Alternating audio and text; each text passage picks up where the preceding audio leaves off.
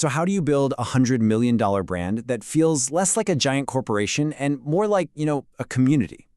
Today, we're going to reverse engineer the architecture of a real estate team that's doing exactly that. They're blending massive ambition with a really human touch. Let's dive in and break down their blueprint for success. $100 million. I mean, just look at that number. That is the production goal O'Connor Estates has set for 2025. And to put that into perspective, they did an already impressive $40 million the year before. So this isn't just growth, it's a straight-up explosion.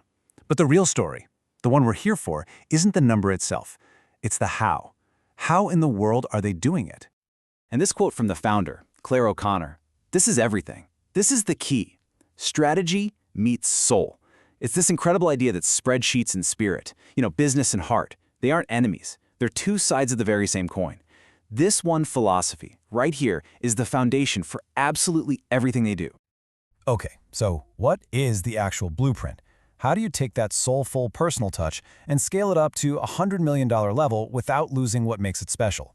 That's the big question we're going to tackle right now, breaking their whole strategy down into a few key parts. First things first, it all starts from the inside out. See, before you can build a brand, you have to build the leader. So the very first blueprint is personal, and it's all about laying that crucial internal foundation for growth. Now, this represents a huge personal hurdle for the founder.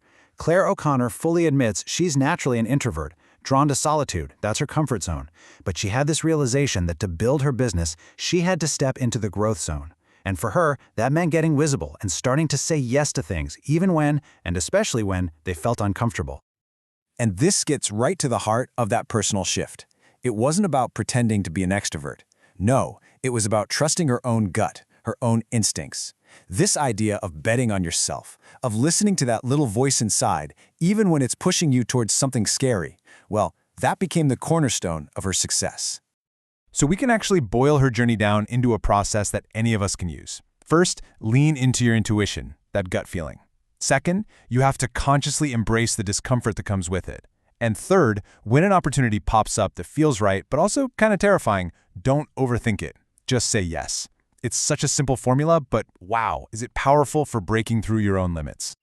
So the big takeaway from this first blueprint is simple, but it's so important. Real, meaningful growth only happens at the edge of your comfort zone. It's found in those moments that really stretch you. Okay, so once that internal foundation is solid, the next big challenge is making all that good stuff visible to the world. And that brings us to our second part, the brand blueprint.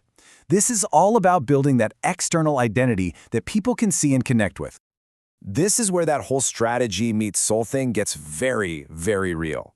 I mean, talk is cheap, right? It's one thing to say you value marketing, but it's a completely different thing to actually put your money where your mouth is.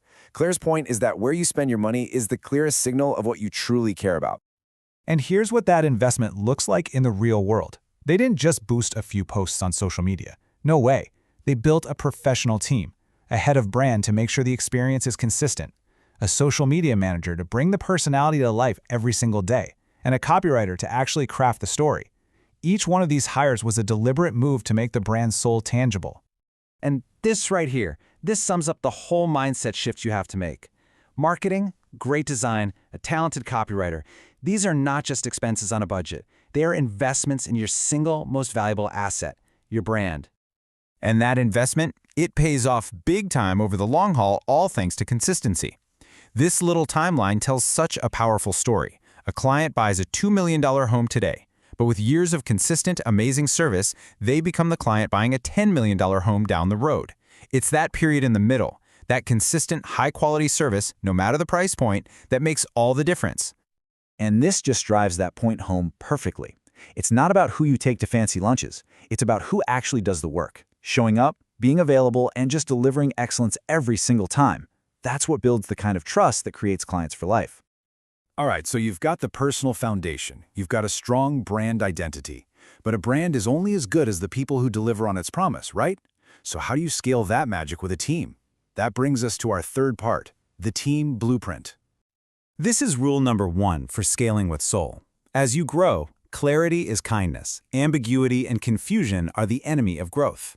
Having really explicit roles and super clear expectations isn't about being rigid or corporate. It's about being kind. It's about giving everyone on your team a clear path to succeed. Okay, now this next one might sound a little counterintuitive. We often think of systems as cold, robotic things. But the big insight here is that good systems are what protect the human heartbeat of your business. They create the structure that allows your team to consistently deliver that personal, soulful service, even as you get bigger and bigger. And this is what all those systems are designed to protect. They call it the O'Connor Estates effect. It's their unique promise to every client. And it's not some vague feeling.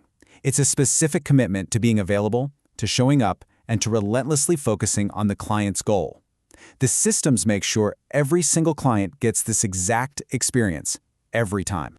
So, if you want to scale with soul, it's a cycle. You combine that sharp operational rigor with emotional intelligence. You build the infrastructure that lets you deliver on your promises at scale.